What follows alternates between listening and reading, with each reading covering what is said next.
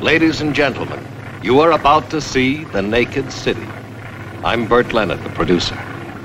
This story was not photographed in a studio. Quite the contrary.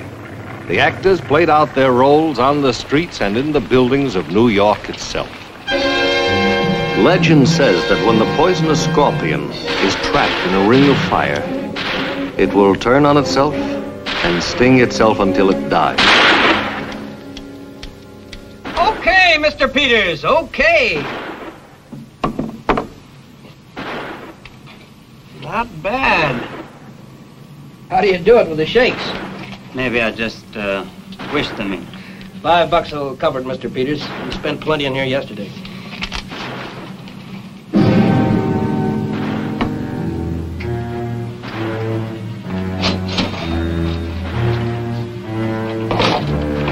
Don't forget to sign the registration card.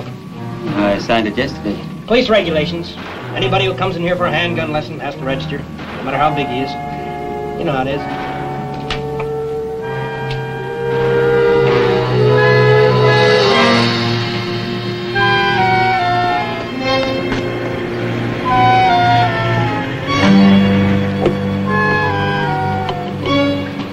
Matty there yet? Okay, give him a drink. I'm on my way in.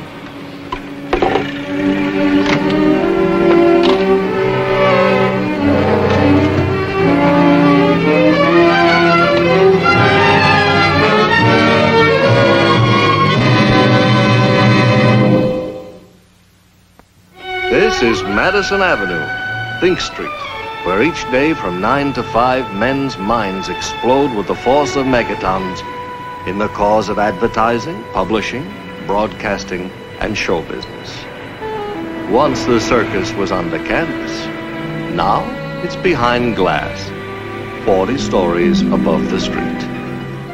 Well, Barney? Come on, Matty, have another drink.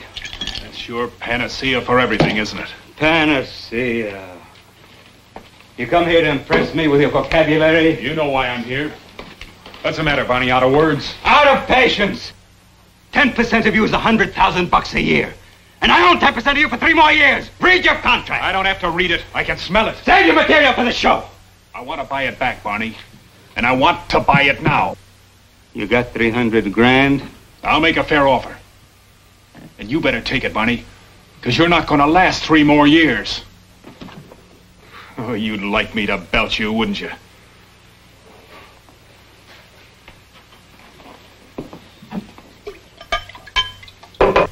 You're getting so big you don't need the agency, huh? You know the reason. Oh, you're still on that salvage Charlie Schwartz kick. He's in bad shape. He's got his name on the door. Top billing. Schwartz and Peters. If he needs a few extra bucks, let him call me. I want him to represent me again, Barney. And I do not want you.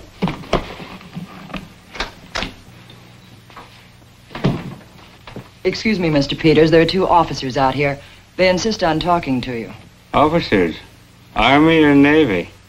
Police. Oh. Okay.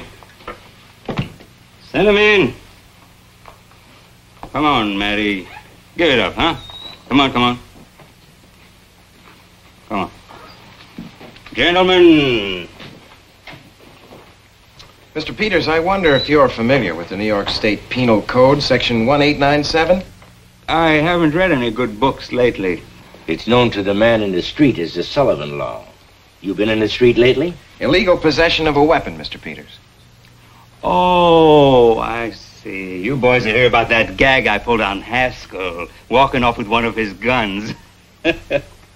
Hilda, bring in that Haskell check. Sit down, please. It was one of those silly things, you know, just an impulse. Here.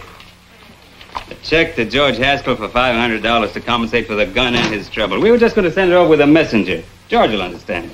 Maybe, but we won't. Oh, come on, come on. I walked out with a gun. I didn't know I had it. I must have put it in my belt or something. Anyway, the moment I knew I had it, I threw it away. Where? The East River. I took it apart and threw away the pieces. Nobody could find it or use it. Don't worry about it.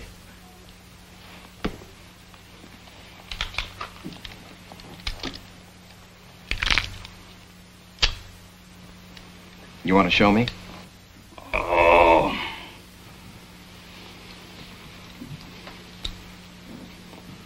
This is a different model. No, it's just the same, Mr. Peters. Mr. Peters, I think you better tell your secretary to cancel the rest of your appointments for the day. Oh, no. No.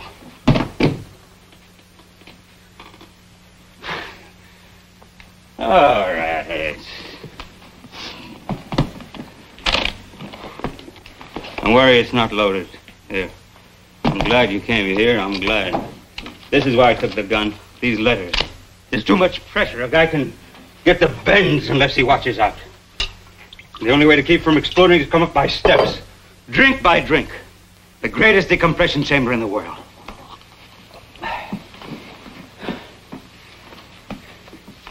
Why didn't you bring these to the police? What? And turn a private stink into a public stink? I'm going to kill you, Barney Petrolov. Petrolov, Peters, you know how it is. Rip out your eyes. Laugh at your screams. You and your fancy filth. You and your gutter of a life. How long have you been getting these letters? A month, 2 months. Sounds like something from the Black Lagoon. It sounds like a sick mind, Frank. Or a very clever mind. Somebody's out to break me who knows how these would dig at me. I think you better come on in with me, Mr. Peters. We're going to want to try and find out who that someone might be. Frank, take those on down the lab. Have them get started on them right away, all right? Sure. Mr. Peters, let's go. Eh? You know how I feel right now? Like the cavalry's coming over the hill. Like the pennants are flying and the bugles are blowing. Like I'm going to come out of this in one piece. Like we're going to have a happy end.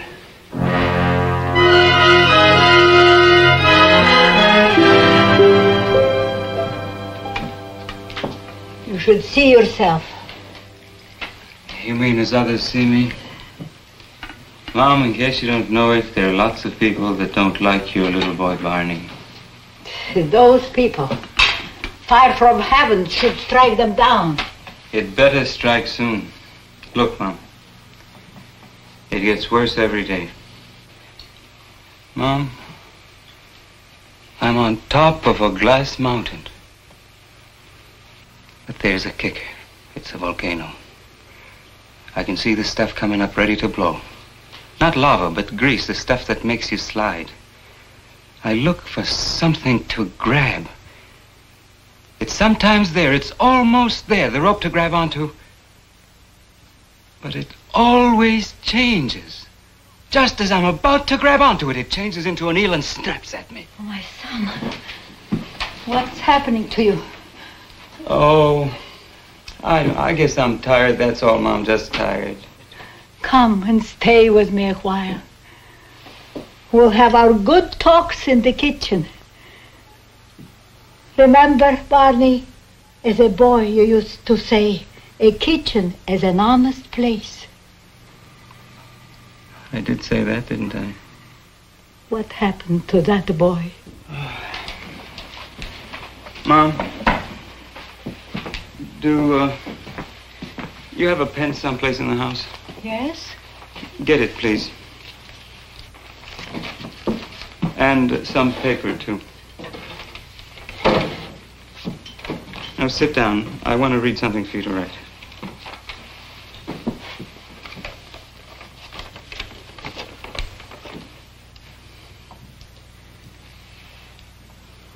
I am going to kill you, Barney Petrolov. What kind of a game are you playing now, Barney? Right, Barney Petrolov. Rip out your eyes and laugh at your screams.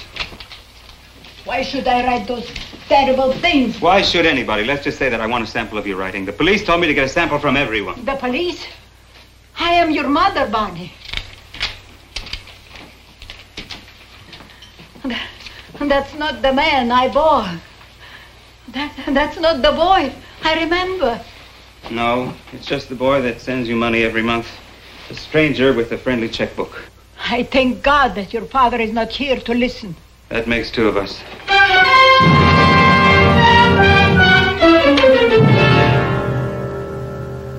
Now, look at the writing, Jimmy. It's what we call Cyrillic script, as opposed to the Palmer handwriting method we use in this country. You mean it was written by a foreigner? Well, not necessarily. No, the Cyrillic script is used by the Eastern Slavic nationalities, yes, but anybody can learn it. You don't have to be a Hindu to speak Hindustani. How about these fingerprints here? Oh, there we're in real trouble.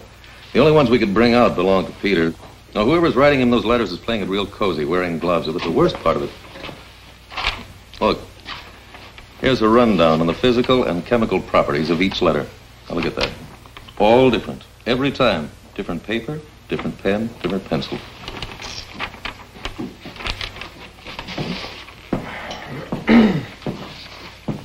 How about the character of this fellow? Is there anything you can tell us about that? The writer seems to become more bold, more confident, stronger with each letter. Well, there's a lot more vigor in this last one than there was in the first one. So, it'd be your opinion that these aren't just poisoned pen notes? Whoever's writing them, Jimmy, has the violence and the strength of purpose to kill. Okay, thanks, Bill.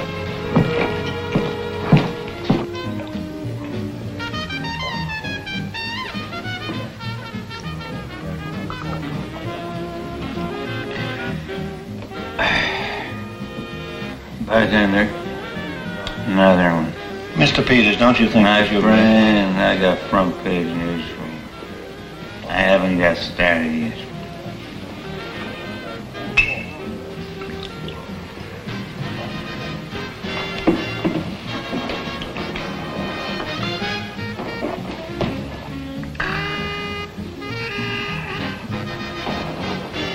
Oh, now we're getting somewhere. These are the most powerful lenses man can buy. Makes you farsighted. Makes you focus on the vanishing point. Way out there. Way out there where the flying fishes play and the Sputniks are.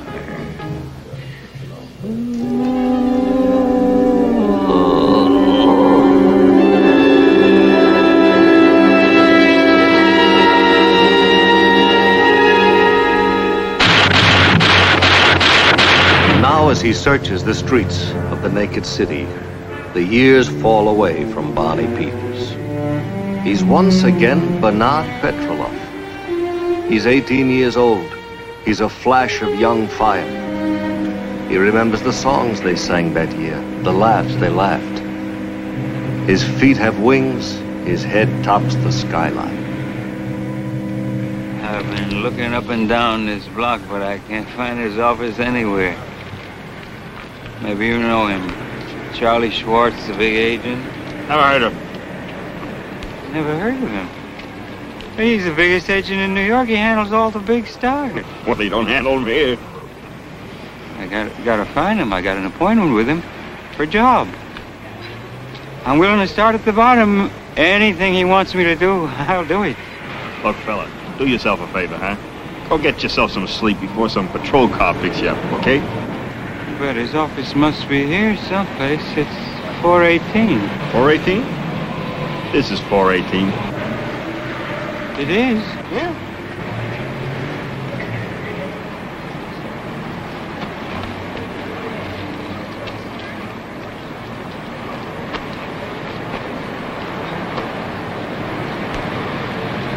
Where's the building?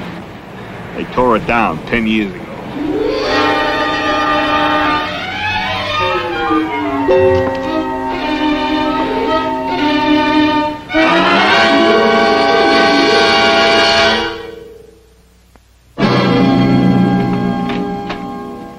Mrs. Peters in? Yes, she is, but I'm afraid she's busy. It's all right, Edward. Terribly early, darling. The party's not until 8. Happy birthday, Barney. No kiss? You putting me on? No, darling. I'd say you were putting me off. Ask them to leave. Edward, Susan, will you excuse us a moment, please?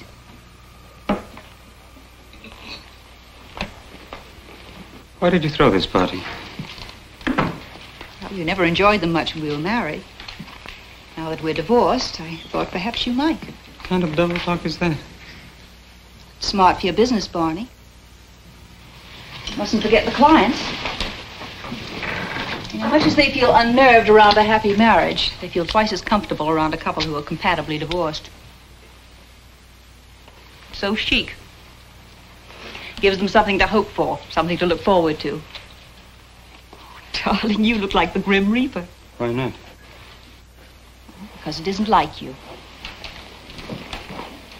I've seen you when you were pure charm boat. Come on, show me that famous smile. The one that makes the Geiger counter go clickety-clack. Would you write something for me? So Hilda finally quit, hmm? Tonight, you filth. Tonight I kill you. Barney, let me see that. No. Write it. Barney, you've got to let me see it. The police have the original. This is a copy. They gave it to me to try to find. Write it, please.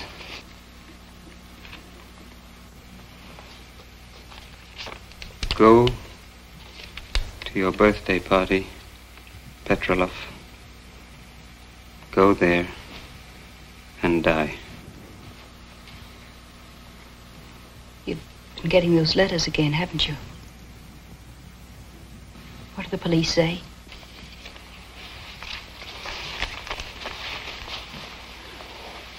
Who is it, Meg?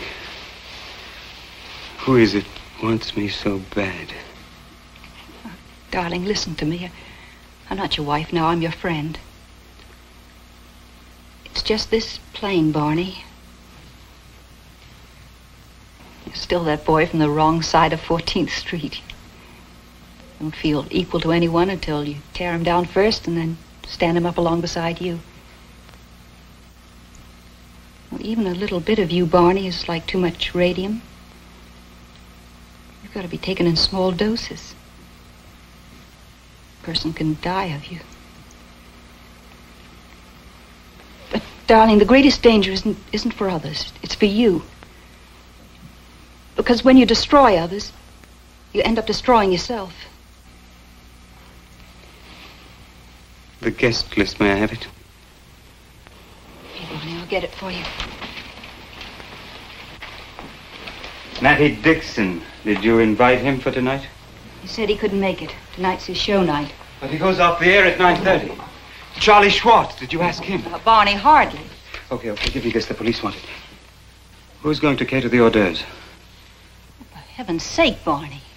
Are the police going to send over an official taster to make sure nobody poisons you? Oh. Meg. Barney.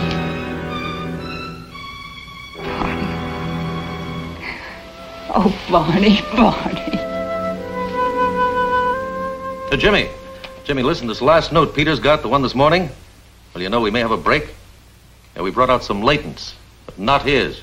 Something else. The note's written on a bar receipt. Yeah, number 9-37. It's printed by the Popular Lithography Company in Long Island, huh? Okay, Jimmy. Good luck with it. What's up, buddy? Just about. Hello, boys. Oh, 10 minutes, Mr. Dixon. Excuse me. All right.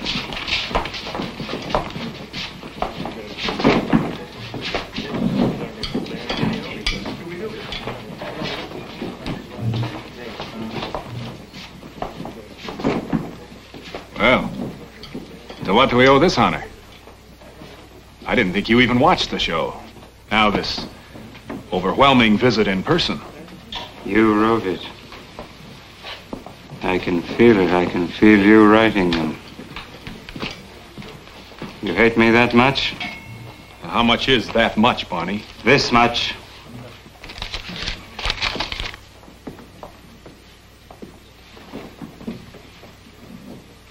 I never thought I'd say these words. Do you know what, Barney? I'm sorry for you.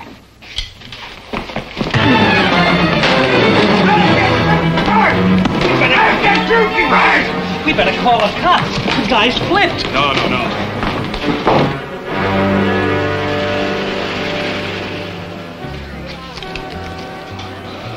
353. Series checks out. Same pad. Now look at the bottom here. Popular Lithography Company.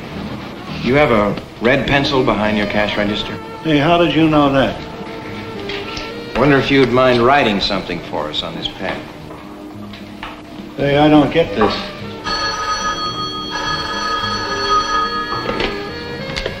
Hello, Jackson's.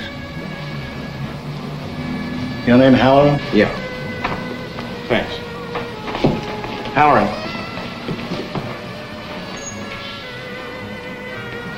Well, when? Yeah, all right, sir, right away. Okay, thanks. We won't be needing you anymore. Barney Peters just broke into a gun shop next to the network. Took a revolver and the bullets to go with it.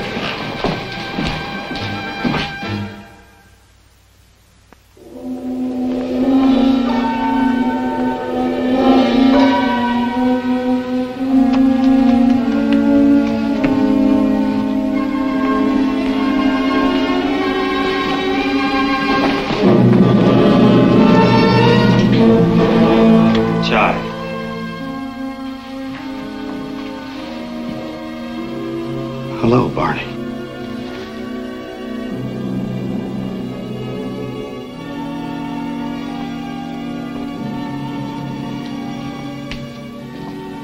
Is the guilt that unbearable?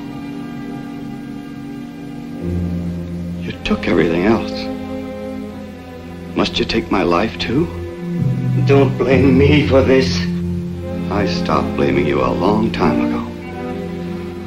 Once I came to understand you. I'm leaving now, Barney. If you want to kill me, I can't stop you. Nothing and nobody ever could except yourself.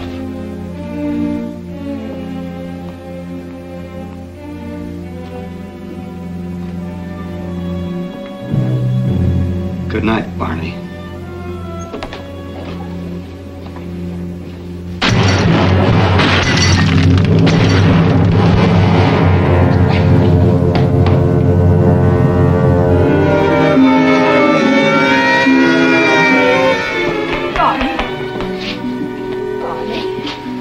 Peters? Mr. Peters, you wrote those letters. No one else. Not Dixon, not Schwartz, but you. I wrote them? We traced this note to Jackson's bar. You went in there last night. You were drunk, and you got drunker. You asked the bartender for his receipt pads and a pencil. He saw you writing a note, this note, written in your handwriting, the handwriting you used years ago when you went as Bernard Petrolov. Why? Because you were angry. Angry at what? At yourself. You see, there are two of you, Barney, and one of them hated the other one. Most of us have a conscience that whispers in our ears. Yours didn't have a voice. It didn't talk. It wrote letters. I'm in love with the man who wrote those letters. The man who tried to destroy your career and your business. That's the real Barney. I despise the man that built the life that you lead. Meg, you have it all mixed up. No, darling, you have. You've been protecting the wrong one. Give the real Barney a chance. Give us a chance. Can I? Do you think I can? Oh, darling, let's at least try.